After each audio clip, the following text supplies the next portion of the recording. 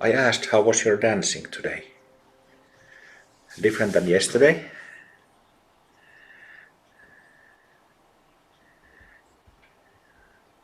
Tell me. For me, it was about the same. I mean, they've all been great. Hmm. Really enjoying it. Yeah, it's a great form of spiritual practice. It's really yeah, it just frees you up, and yeah, it's just really joyful. So it has to be good. What music do you listen to, John? Oh, I listen to some great stuff. The best song ever for disco. Lionel Richie, All Night Long. You know that song? Yes, yes, of Oh, course. brilliant. Yeah. Oh, what else? I Want to Dance by Whitney Houston, Oh, Madonna. yeah, yeah. Yeah, but just really kind of danceable stuff. Yeah, Yeah. yeah. Yeah, I was asking your neck before. Did you hear what I asked? Oh, I didn't. I had my sound off. Yeah, I thought I saw you talking, and I realized you might have been Oh, talking to me. My neck's pretty good, actually. My back's really good. I mean, well, not really good, but it's much improved. Uh, okay, okay. yeah, my neck's a bit sore sometimes. My arm's a bit sore, but like my guitar playing is totally fine. Um, Mm, I can sleep fine and everything. So it's about 80 to 90% there, and okay, okay. my lower back is about 70 to 80% there. Yeah, so I mean, I can do everything except touch my toes. Okay, okay. And I just have to be careful about sitting down. I don't sit down for more than about 40 to 45 minutes. I just make sure Right. I start to get the little niggle that it's time to, move. But yeah, I found a good physio, and he really broke it down kind of stage by stage. It was really good. Yeah. That's wonderful to hear. Oh, it's life changing. I swear to God. So there is no need for any operations anymore. No. Yeah, yeah. Oh, certainly not for my lower back anyway. But no, I don't. I really don't think so. Yeah. I just have to be, yes, the just the lower back. You just kind of have to be not stupid with it, and I think in maybe 6 months, a year, it'll be just like it never happened. Uh, or close enough to it. So. Yeah, yeah. It's great. I can do everything that I used to be able to do. I'm back running and jogging and even sprinting and all the stuff I used to do. So I haven't gone back to playing football yet, but I'll do that in a month's time. Okay, Yeah, that's great. yeah.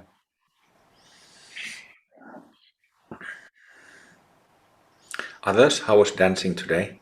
Or anything else you would like to share?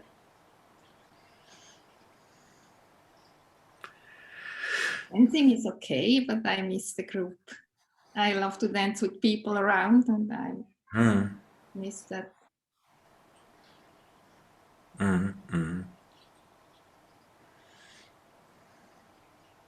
I've been very brave because I really don't like my body when I see me naked in the mirror. So I got rid of my clothes and I danced naked.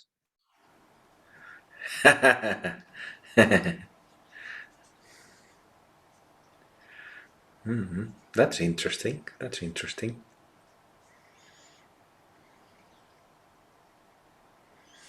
My dancing session today was a disaster. At first I was kind of with anxiety that feels like boredom. It's like this track that I don't like it. The next I don't like as well. So I just skipped it, skipped. I couldn't choose one. Then it's kind of past 15 minutes already. And where I got next anxiety going on, like the time anxiety. The time is running. I haven't chosen anything, and I just skipping one track after another, and I it was 5 minutes till the end. And it's like, oh, fuck this. I just lie down, so I give up. And I felt that inner conflict, that in unaccepting that my like it was a couple of days ago. I was excited about the dancing session. I was very dynamic and felt very good about myself. And this time I kind of had low energy and felt like this current condition couldn't be accepted like a norm. Couldn't be. It's something is wrong with me. It shouldn't be like this. It shouldn't be like this, and so on, and so on. It's just in my head.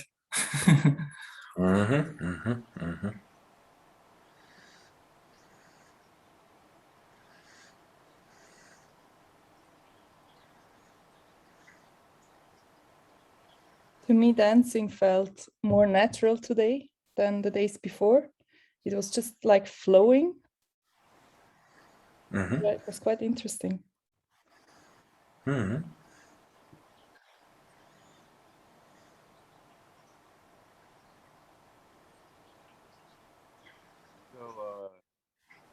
I've never been a dancer. Like I don't, I'm one of those people that doesn't dance. And all 3 days doing this has been good. But something I realized today is like probably one of the reasons I don't dance is because I'm trying to be something, trying to be a person who doesn't dance. I don't know why. I think that maybe even has to do with like, I was in the military. I was like very serious. So, of course, that was a long time ago. But yeah, it's interesting. It's very easy, and actually something I noticed, maybe not as much today, but a little bit of Vipassana happening while doing it, but it's got such a different flavor than like no Vipassana doing otherwise when not dancing. It's just it's not serious. I'm not like, oh, okay, now I'm doing Vipassana. It's just whatever. It's just like throwing it away. Oh, what was the last point? I didn't understand about the Vipassana. Like, it doesn't have weight. Like I noticed a little bit of selfing, and I'm not like, it just doesn't. I mean, I know Vipassana never has weight when you catch the selfing, but there's just no seriousness in it. I'm just dancing anyway. I'm just go right back into it. From having noticed selfing come up. Sense.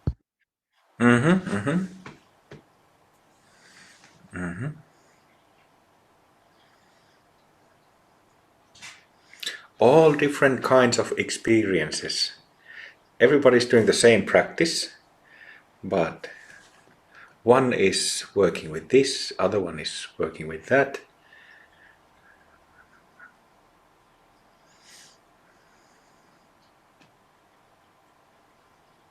I think I had a very similar experience to Ben. If there was any selfing that came along, it was much more easily observed, and I didn't get caught into it, didn't get swept away.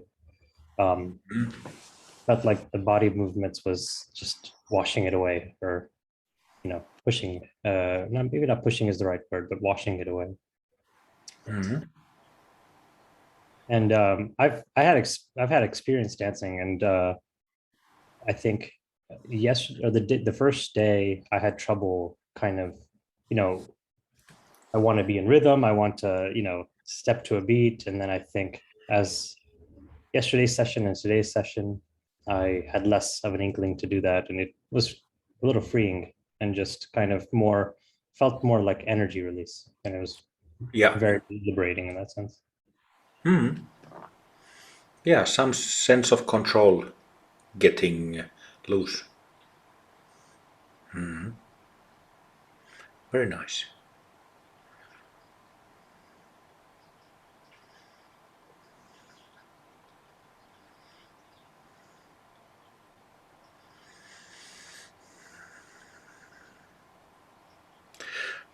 I'll show you. Well, you've probably seen it already in social media, but I have this.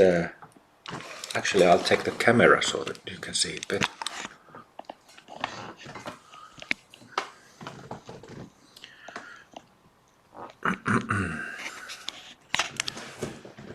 it's a mask of Guru Rinpoche there in the there in the middle, and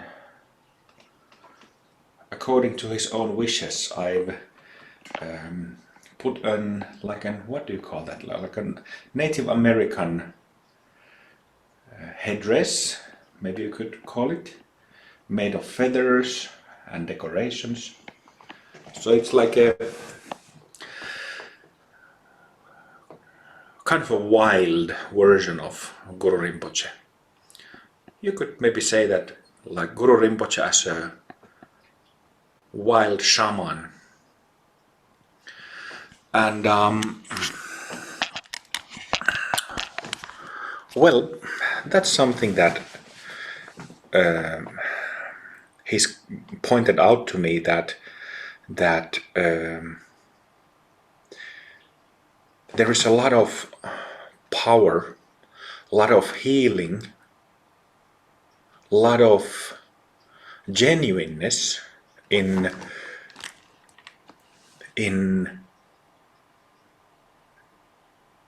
could you say primitiveness, is that a word? Either one of those is a word, I'm sure. That there's a, dancing very primitively, not following steps, not doing it in a certain formulated way, but just going at it, letting yourself go, letting yourself express in a very primitive way is a very empowering experience.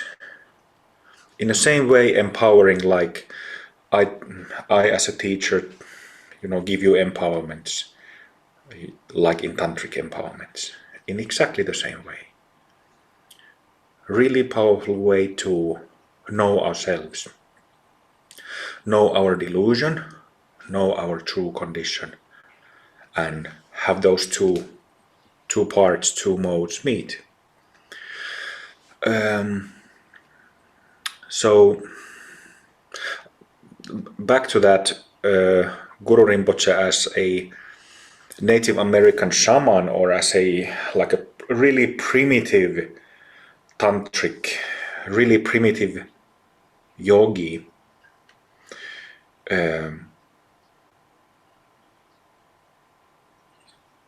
He suggested to me that, you might know that in shamanism, that has been practiced all over the globe in ancient cultures, is still practiced here and there, but it's pretty scattered nowadays. But they have these dancing ceremonies that can last for several days, where there are people dancing, perhaps taking a break and then coming back to dancing. But for several days there are people dancing, singing, generating energy, having that empowerment through this primitive practice of dancing and singing, to heal something, to effect some kind of healing, just to generate, real, pure, authentic energy. And I remember 4 or 5 years ago, he suggested to me a practice of chanting for 24 hours, in the Sangha, chanting 24 hours straight. And I think we had couple 12-hour chanting sessions. I remember early 2017, when we had the center in Tammisaari, which is a small town on the coast in Finland, where my family used to live and where Karl also lived. We had a center there, and I remember just a little memory that I remember that Lama Tina, she came to the first 12-hour chanting, and we had never met before. She had never practiced Pemako before, but that was her first session. There was maybe a dozen people joining that 12-hour chanting session. But my point was that, he has suggested these practices of long chanting sessions that has also been traditionally practiced in ancient shamanic communities, in yogic communities, tantric communities, still is practiced in Tibetan Buddhism to heal something, to effect a positive change, something, and of course to generate awakening and enlightenment. I have to think about that when we are getting back to live retreats. It would be lovely to have like a 24-hour chanting session, but it requires to do that. It requires at least 20 people to do that, and live. You can't do it online, but that would be fantastic. And it would be also fantastic to have this dancing. Ooh, imagine. It's kind of yesterday I had a bit of a kind of just an idea or a dream of having our own, musicians in the Sangha and our own Sangha members creating the music, and then most of the Sangha doing the dancing and singing. Imagine that for 12 hours, 24 hours, 3 days. Kim, I have a question to this topic. May I ask you something? Yes. You see, our idea of chanting mantra, Guru mantra, long term, I can understand the idea. And sometimes I thought about this for physical issues myself, but then there's always the question with me, the gurus and the Buddhas does know, of course, that it comes from our heart and we are pure by heart by asking them for help. Why is it necessary to do this often and repeat this again and again and again and again? We are serious, and I don't get the point. I'm sorry. I'm sorry, I didn't understand the question. Can you? Okay, I try again. I asked Ugi already, and there was no answer. I mean, when we ask in a serious and devotional way for help, yes, not only for ourselves but for all beings, why is this necessary to repeat this again and again and again? They are not stupid, we are not stupid. Why don't they help from the very first request? Well, don't you think that the answer is obvious? No. Well, the answer is because if you have to ask in the first place, that indicates that the person who makes the request is in need of that, which means that that person who makes the request is a samsaric being. That's the reason. And samsara doesn't disappear in one blow, in one single blow. Never. Unfortunately. But it just doesn't.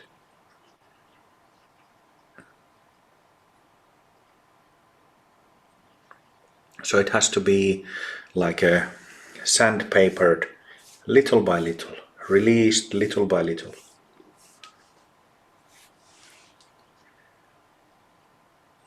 Okay?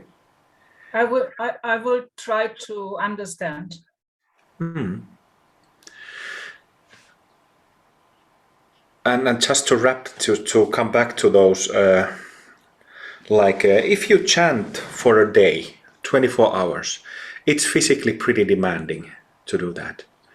Of course, when there is a community doing the chanting together, and what is the way how it's usually done is that there are 3 or 4 smaller groups formulated. Let's say if there are 24 people joining the session, then you can divide it into 4 groups of 6 people, and those 4 groups alternate, so they take main responsibility group number 1 chanting the first hour, group number 2 chanting the second hour, and then it gives some room when number 1 group is chanting, then 2, 3s and 4s can take a rest or eat or do the chanting with number 1.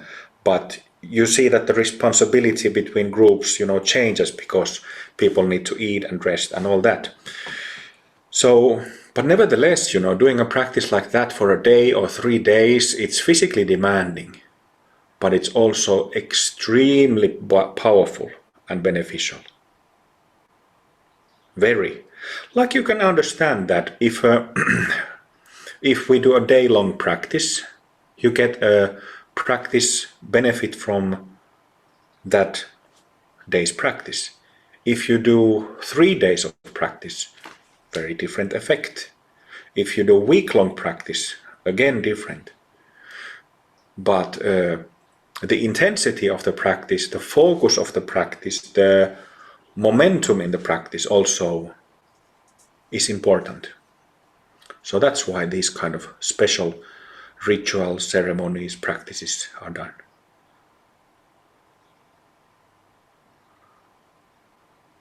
Liz. Just for Monica's point, when we chant for long periods of time, it relaxes the brain and makes us and it creates so much clarity. It's not just about asking the gurus, it's for ourselves as well, for the physical effect it has on us and the clarity that it brings. Like, I don't think there's anything like chanting in a group to make you feel really, really bonded to that group and to feel kind of healed as well. I mean, for me, the chanting is amazing when you do it in a group. I don't know that I'd be able to do it for 24 hours though, but to actually do it for an hour or 2 is just wonderful for your brain. Definitely. Makes you feel soft, really clear.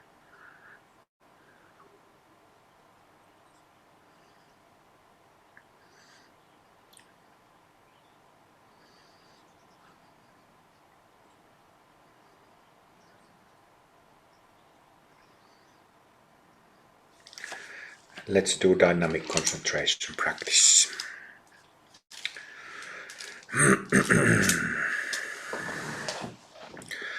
Relax for a moment.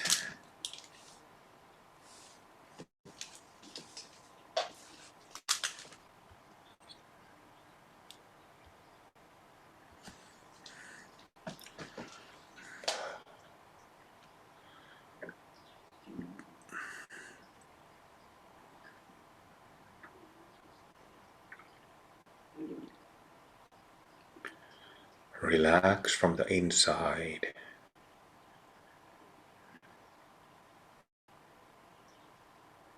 As if the body became a dead person's body.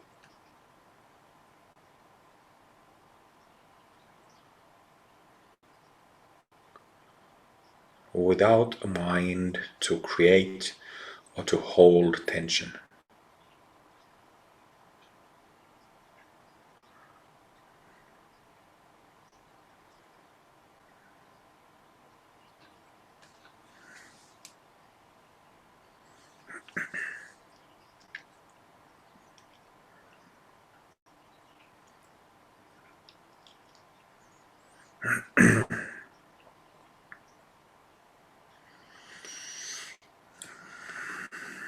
Then, with great boundless love towards ourselves, towards all sentient beings, all human beings, all animals, all life,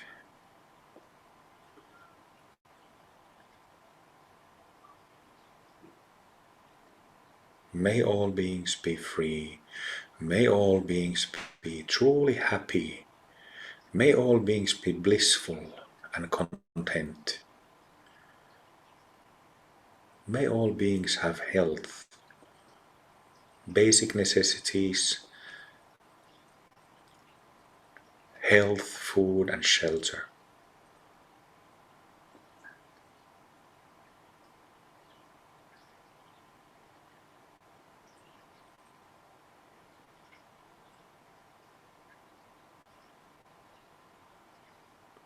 For the sake of ourselves.